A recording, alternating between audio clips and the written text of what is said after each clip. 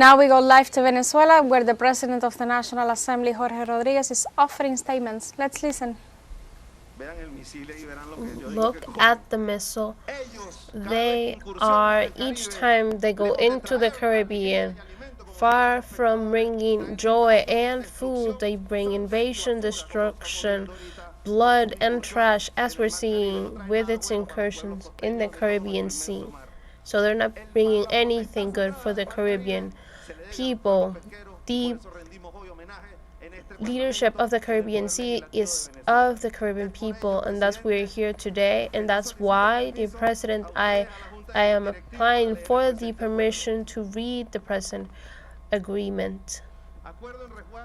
Agreement in the defense of the honor of Venezuelan fishermen and women in the Caribbean Sea, considering that the military deployment taken into place by the United States in the Caribbean Sea is a part of an aggression and a threat against the sovereignty of the peace and the well-being of the Republic of Venezuela and the rest of the Latin American Caribbean region, especially against fishermen and women whose work is the essential food for the development of our country as the base of our identity.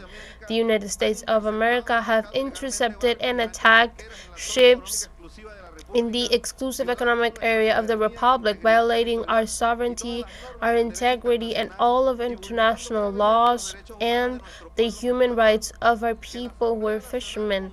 That the National Assembly, with the public powers and the Venezuelan people, are denouncing before the international community these aggressions and the cruelty with which the United States of America are satanizing and criminalizing our workers of the sea with the only purpose of justifying an arms situation and changing the regime in Venezuela in the efforts of colonizing the Latin America and Caribbean region.